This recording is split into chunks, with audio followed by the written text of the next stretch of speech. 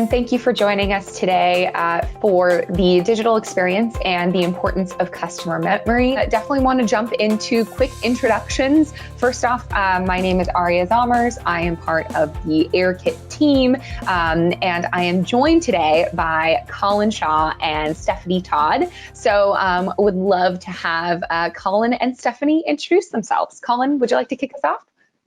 Yeah, sure. So my name's Colin Shaw. I'm the founder of a company called Beyond Philosophy. I've been doing customer experience work since 2002. I've written 7 books on the subject of customer experience. I'm an influencer on LinkedIn.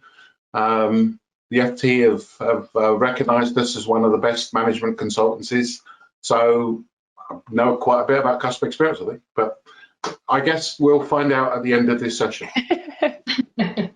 So I'm Stephanie Todd. I've been in the CX industry for the past 15 years, so no near the expert as Colin is. I'm excited to learn more. I always joke that, you know, most of us didn't dream about being in the customer experience when we were little tykes, but we've all jumped right into it. I personally love every day. You know, I get to help others solve problems and get to learn so much across every industry. So I'm currently the Chief Strategy Officer at ERC. I work with my clients to help them create memorable, frictionless customer experiences. So we do this by providing innovative technology and forward-thinking experiences. So that enables our team who provide that human side of support with voice and digital channels. So our global clients range anywhere from early-stage startups to Fortune 500 companies. Who we get to luckily partner with to drive that disruption. So I'm excited to be here and talk more with the expert himself, Colin. Awesome. Thank you. Super excited to have both you, Colin, and you, Stephanie, here to chat today. So with that, we'll jump into a quick look at the agenda. And really our session will be divided into a couple of different sections here. First off, we're going to be talking about the idea of this broken digital experience and the evolution of the digital first consumer and customer experience in general. And then we're going to look at some of the practices that we're putting in place to build memorable digital experience across a variety of channels and targeting this new consumer. So with that, want to open up the discussion here by first talking with you, Colin, because you've written a guide called The Digital Experience is Broken. Now, what do you mean by this idea of the broken digital experience, and what prompted you to write this guide in the first place? I think what prompted me to write it is just having so many experiences that I thought, bloody hell, this isn't very good. So maybe let me start off a couple of stats.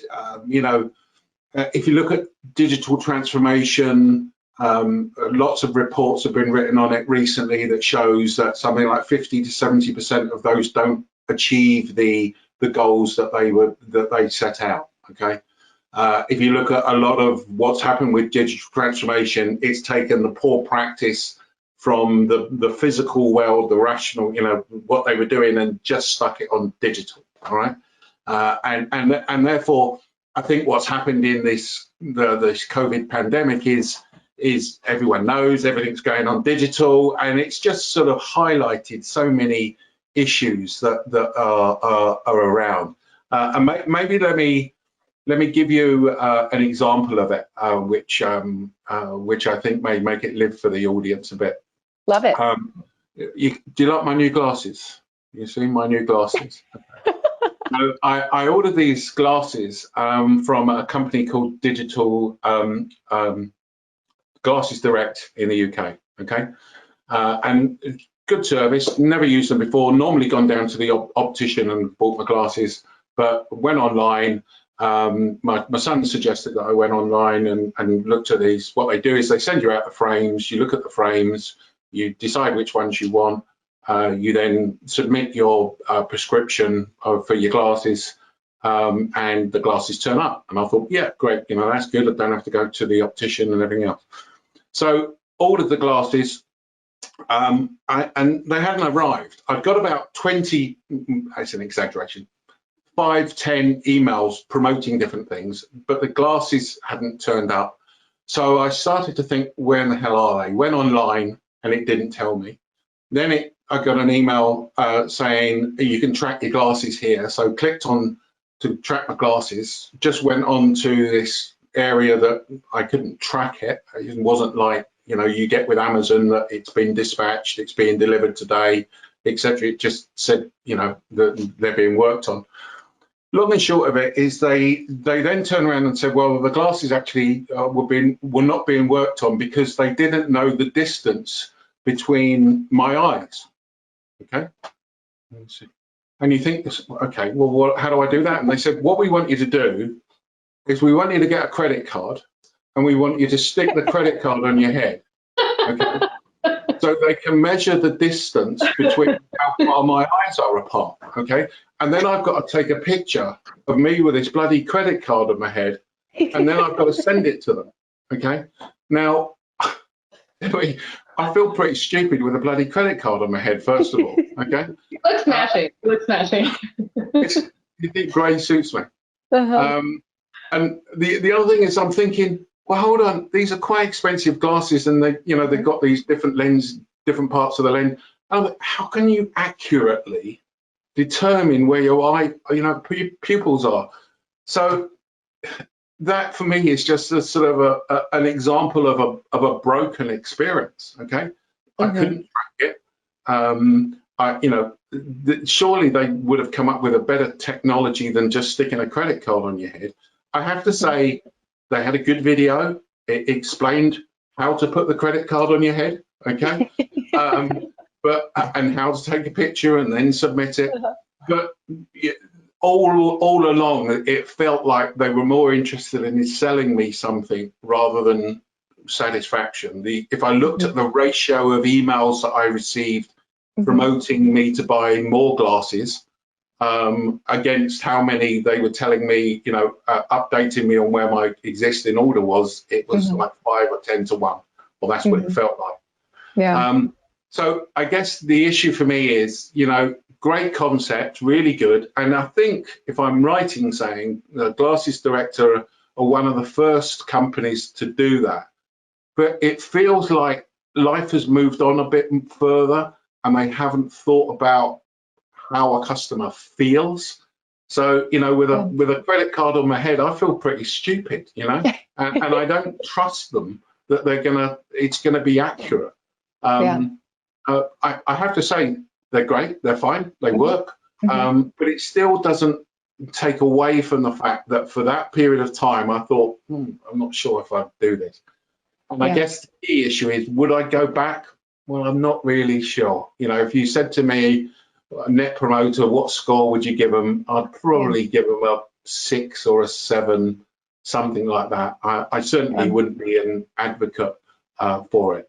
But that, I don't want to go overboard, but that for me sort of sums up how that digital experience is broken. But you see, Stephanie doesn't have these problems because she doesn't wear glasses and have to put credit cards on her head. So, well, I understand I have contacts in, but I totally understand. I've had some interesting experiences we can dig into later about similar situations. Yeah, I think you bring up a really good point, Colin, in that many companies were thinking about trending towards more digital experiences, but what we've really seen is an increase in the need for these digital experiences due to all of the virtual changes that we've seen this year because of COVID. So, Stephanie, I would love to hear from you. You know, we talk about this evolution of the digital first consumer and how that evolution has sped up because of these changes. So what does this new consumer look like? Yeah, I mean, I think it's interesting. So I know in preparation for this, you know, Colin and I have talked a little bit about it, but, you know, I think you look back and you have the Jetsons or Back to the Future or these things that you think we would have been digital years or decades ago. You know, I think about Clippy for anyone, I'm probably dating myself, but Clippy, that was the little chat friend in Microsoft Word that was supposed to help you navigate how to use the technology. I assumed we would be way further ahead at this point. So fortunately, the great thing about COVID is as awful and how much it's disrupted our lives has been the massive shift to digital way faster than I think anyone expected within such a short period of time. I think we all expected it years ago. Now I think with consumers, I think it happened, the consumer shifts happened probably when Amazon came up, where, I think we looked at it to say before, how does my bank treat me? How does my, shopping company treat me? How do I feel at the doctor?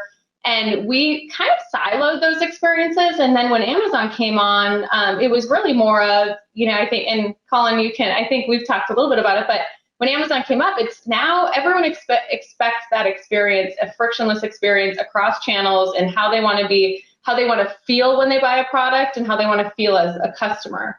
And so I think now it's just expected that companies are providing those digital experiences, and when they're not, or they're weird and you have to put credit cards on your head, or, I had one the other day where one of my employees bought furniture from a company and they had to measure space in their room, and they're like, I don't have a yardstick. Like, how am I supposed to do this? So there's those detractors from even making that original purchase.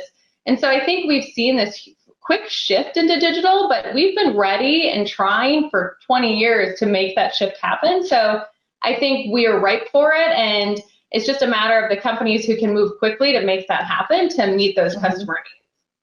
Yeah. Yeah, no, I totally think you're right, Stephanie. What's happened is obviously Amazon has set the bar, and people just go, well, hold on. So, I mean, if you go back to this experiment, you can track your order here. Well, I now have an expectation of what tracking my order here means. Okay, and that means that I can see when it's dispatched. I can see, how far it is away, so on and so forth. I mean, again, just think of Uber. You can watch the car coming towards you, or not, as the case may be. Yeah. Mm-hmm. But that's the expectation, and companies need to realise that that's the expectation and start to design their experiences with that in mind. Yeah.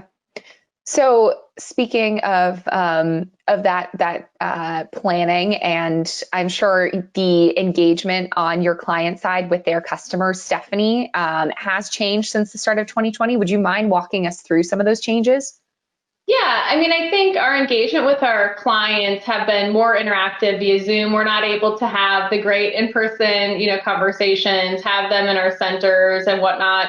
I think the big shift to digital for the consumer, so their customer side, I think you look at it and you say, over this time period, I think when you look at the customer base, it's making sure, I think the biggest group, the heritage companies, how can they implement it with the technology they have today? So you have the newer, fresher companies who can easily spin up web experiences, and some of the laggards are those older companies who have such tradition in their business, but it's older tech.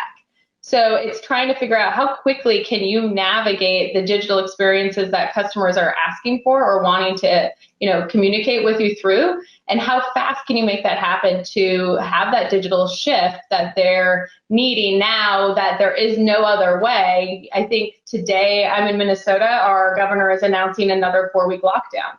No stores, no nothing, everything's closing.